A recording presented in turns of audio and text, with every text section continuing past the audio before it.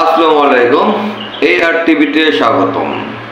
আজকের আলোচনার বিষয় রাসেল ভাইপার, যা অনেক বছর আগে বাংলাদেশ থেকে বিলুপ্ত হয়ে গিয়েছিল, যার আমাদের আঞ্চলিক ভাষায় বা বাংলাদেশে চন্দ্রবুড়া বা উলুবুড়া নামে পরিচিত। সর্বশেষ 2015 সালে ইসাপের কামড়ে একজন ব্যক্তি মারা গিয়েছিল, সেটা প্রমাণ পাওয়া গিয়েছে। কিন্তু গত 2 বছর যাবৎ আমরা রাসেল ভাইপারের সংখ্যা বৃদ্ধি পাচ্ছে বা আক্রান্ত কামড়ের জন্য বহু লোক মৃত্যুবরণ করতেছে। আমরা এখন জানবো আসলে রাসেল ভাইপারটা কি বা কে।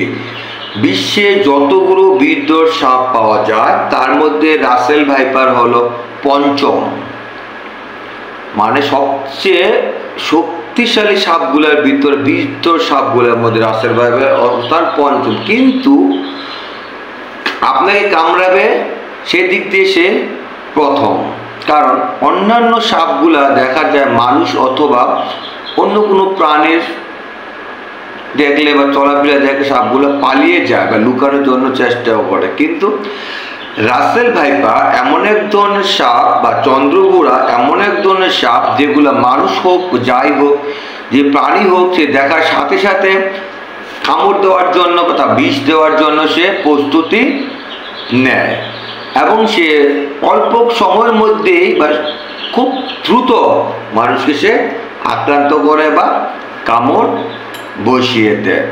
রাসেল ভাইপার মূলত সাউথ এশিয়ান বা সাবকন্টিনেন্ট দেশের একটি বিষাক্ত সাপ। এই সাপটি 1873 সালের দিকে ভারতে প্রথম পাওয়া যায়, তারপর বিভিন্ন দেশে ছড়িয়ে পড়ে আমাদের দেশেও আসে। কিন্তু গত 100 বছর আগে এই সাপটি আমাদের দেশে বিলুপ্ত হয়ে যায়। এখন রাসেল ভাইপার সাপ আমরা চিনব কিভাবে? রাসেল ভাইপার সাপ অন্যান্য সাপ থেকে একটু ভিন্ন। তাদের লেজটা থাকে চিকন, মাথাটা থাকে 3 কোণা বিশিষ্ট, দেওয়াটা থাকে সরু। মানুষ দেখলে তা পালায় যায় না, তারা মানুষ দেখলে এগিয়ে আসে ছোপ দেওয়ার জন্য। রাসেল ভাইপার সাপ যখন কামড়ায় তখন আক্রান্ত ব্যক্তির কি অবস্থা হয় শুনুন।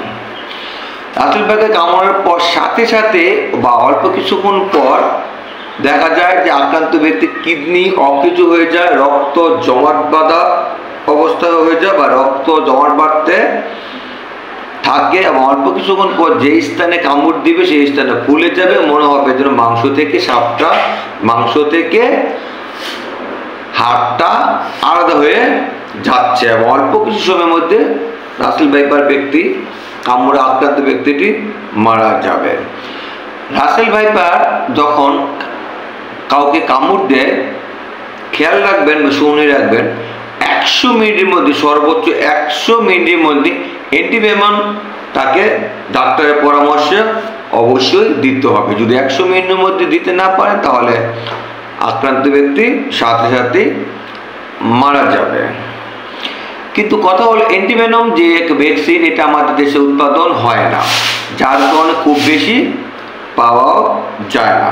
তাই রাসেল ভাইপারে আক্রান্ত বা কামড়ের থেকে বাঁচার জন্য আমাদেরকে সতর্কতার অবস্থান নিতে হবে। প্রথম সতর্ক হইতে হবে, যেহেতু রাসেল ভাইপার গ্রাম অঞ্চলে, চর অঞ্চলে এবং ঝোপঝাড়ে থাকে। এখন শহরেও পাওয়া যাচ্ছে, ঢাকার আশেপাশেও পাওয়া যাচ্ছে। বাংলাদেশে প্রায় 30টা জেলায় রাসেল ভাইপারের সন্ধান পাওয়া গেছে। ঢাকার খুব নিকটবর্তী মানিকগঞ্জ তো সেটা পাওয়া গেছে, সর্বশেষ সেটা মাওয়া ঘাটের আশেপাশেও রাসেল ভাইপারকে দেখা গেছে। যাই হোক, রাসেল ভাইপারের থেকে বাঁচার জন্য আমাদের যা করতে হবে বা সতর্ক থাকার জন্য, শোয়ার রুমে ঘুমানোর সময় বা ঘুমানোর পূর্বে আপনি যে গর্তে ঘুমাবেন সেটা ভালোভাবে চেক করে নেবেন কোথাও রাসেল ভাইপার লুকিয়ে আছে কিনা। যেহেতু কৃষি প্রধান দেশ বাংলাদেশ, আমাদের কৃষিকাজ করতেই হয়, তাই জমিতে নামানোর সময় আপনি যখন জমিতে নামবেন, মোটা দেখে লম্বা যাতে হাঁটু পর্যন্ত ঢেকে যায় এই টাইপের জুতাগুলো আপনারা ব্যবহার করবেন। দিন হোক রাত হোক, যখন তখন যে সময় হোক না কেন, যত সম্ভব ঝোপঝাড় বা লুকায়িত জঙ্গল থেকে যতদূর যেতে না পারেন ততটুকু চেষ্টা করবেন, কারণ ওই সকল এলাকায় রাসেল ভাইপারের প্রভাবটা বেশি থাকে।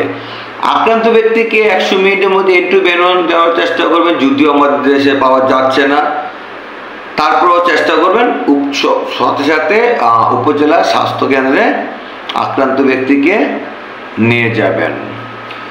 সর্বশেষ আমরা অনুরোধ করব বাংলাদেশ সরকারকে এই জাতি বা এই সাপটাকে যত বিলুপ্ত করা যায় তাকে সাপটাকে যা ধরে দেশ থেকে বিদায় করা যায় বা বিষাক্ত সাপগুলোকে আমরা মেরে ফেলতে পারি, কেননা রাসেল ভাইপার সাপ থেকে আমাদের পরিবেশের কোনো উন্নতি হয় না। রাসেল ভাইপার সাপকে আমাদের দেশে দরকারও নেই। তাই সতর্ক থাকুন, অন্যদেরকে সতর্ক থাকার জন্য, রাসেল ভাইপার সম্পর্কে জানার জন্য অবশ্যই এই টিভির এই ভিডিওটি আপনার শেয়ার করবেন। আপনি সতর্ক থাকবেন, অন্যকে সতর্ক থাকবেন। আল্লাহ হাফেজ, ভালো থাকুন পরবর্তী কিছু জানার জন্য।